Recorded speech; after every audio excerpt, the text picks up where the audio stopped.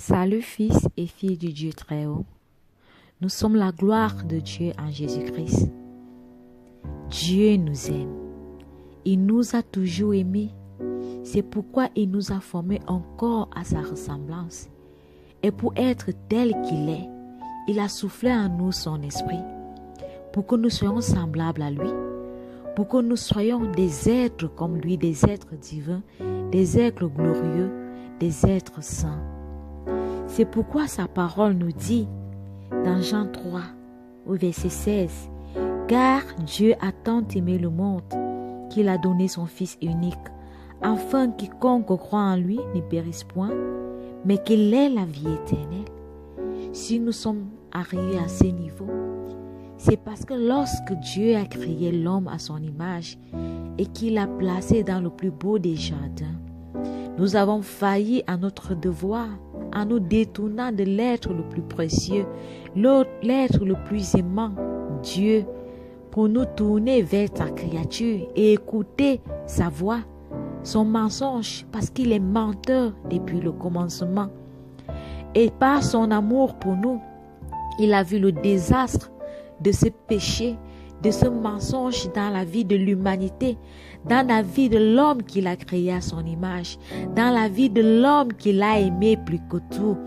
C'est pourquoi il avait un plan de rédemption en Jésus-Christ qui devait venir nous racheter afin de nous réconcilier avec notre Père.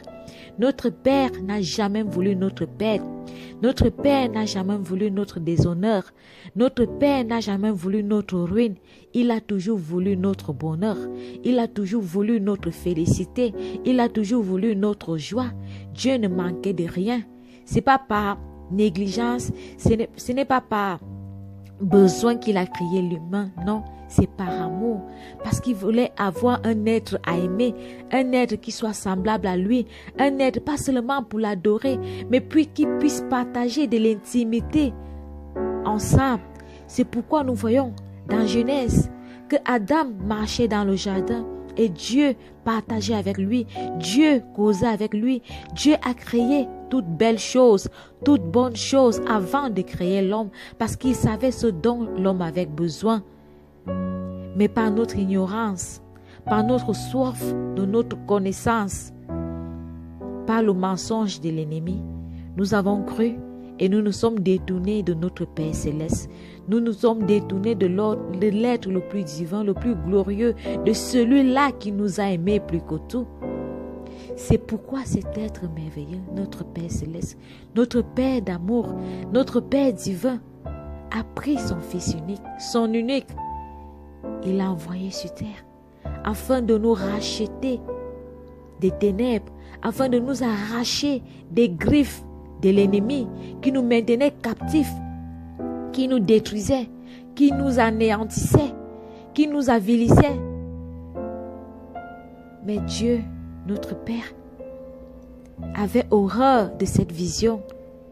C'est pourquoi il s'est formé encore en Christ, pour que nous soyons sauvés. Si ce Père qui nous aime tant, ce Père qui nous a donné de son esprit, qui nous a donné de lui, et qui nous a encore donné son Fils unique, afin de nous libérer des ténèbres, afin de nous libérer des ombres, des griffes de l'ennemi. Pourquoi ne nous donnera-t-il pas toute autre chose?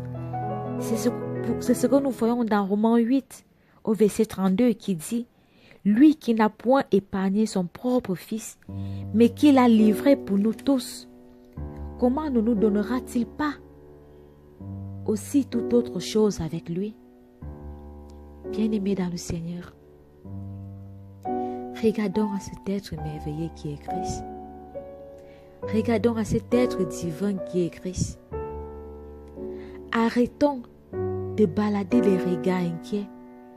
Arrêtons de regarder aux situations qui nous entourent. Arrêtons de regarder à ce que le monde vit, mais regardons à Christ. Regardons à cet être merveilleux.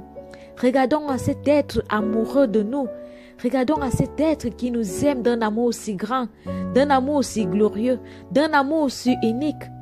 S'il nous a donné sa vie, comment ne nous donnerait-il pas toute autre chose? Pourquoi nous plaindre de nos manques? Pourquoi nous plaindre de nos difficultés? Pourquoi nous plaindre de nos besoins? Au lieu de nous couvrir de son amour, de nous inonder de sa présence, de nous inonder de lui, parce qu'il est tout ce dont nous avons besoin. Il est tout ce dont l'humanité a besoin. Oh Père éternel, nous te rendons grâce pour cet amour que tu as eu pour nous. Nous te rendons grâce pour cet amour que tu as eu pour nous à ton Fils Jésus-Christ, qui s'est donné pour nous, qui s'est livré pour nous, qui a subi des humiliations, des coups, la mort de la croix pour nous. Oh Père éternel, accorde-nous cette grâce de nous tourner toujours vers toi, vers Christ qui est notre tout, qui est notre joie, qui est notre paix, qui est notre salut, qui est notre amour. Lui qui nous donne tout, il nous a donné sa vie. Pas seulement sa vie, il nous fait partager sa gloire. Il nous fait partager son intimité. Il nous fait nous asseoir avec lui sur son trône de grâce. Il nous fait partager son royaume avec lui. Il nous fait partager sa richesse avec lui. Pourquoi nous nous inquiétons pour si peu? Pourquoi nous baladons des regards inquiets? Alors que juste par sa vie qu'il nous a donnée, juste par sa vie qu'il nous donne, qui renouvelle chaque jour, juste par son esprit qui est en nous, nous devons être connectés à lui. Nous devons garder nos cœurs tournés vers lui. Nous devons toujours regarder à lui seul, parce qu'il est notre vie, il est notre joie, il est notre bonheur, il est notre tout. C'est lui qui nous donne tout. C'est lui qui est notre tout. C'est lui qui est notre vie. C'est lui qui est notre joie. C'est lui qui est notre paix. Il est notre amour, le véritable amour. Il est notre paix, la véritable paix. Il est notre joie, la véritable joie. Oh, Père éternel, il est notre richesse, une véritable richesse qui nous fait suivre d'aucun chagrin. C'est lui notre Père divin. C'est lui notre tout. Bien-aimé,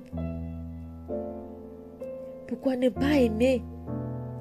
Donner notre cœur, notre âme, notre être tout entier à cet être merveilleux, à cet être divin, à cet être glorieux qui nous aime plus que tout. Merci Seigneur d'être notre roi, notre Seigneur, notre sauveur, notre rédempteur, notre bien-aimé, notre amour.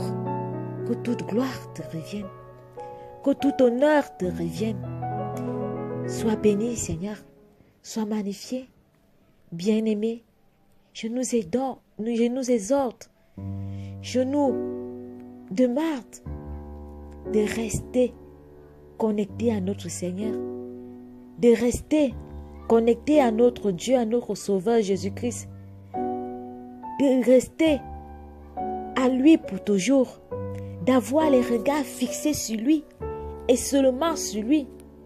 En cela, nous verrons cette gloire manifeste dans nos vies.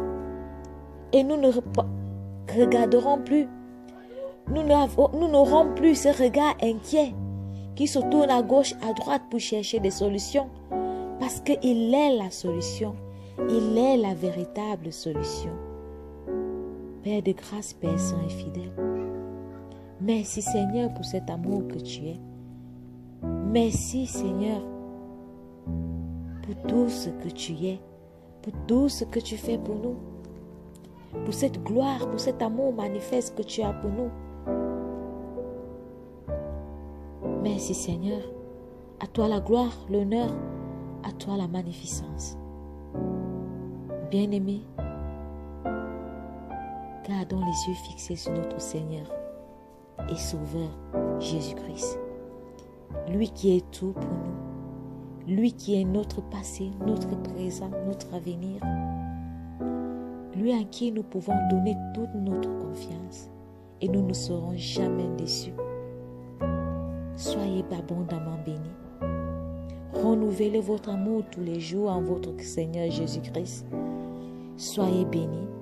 Jésus vous aime. Au nom de Jésus. Amen. Amen. Amen.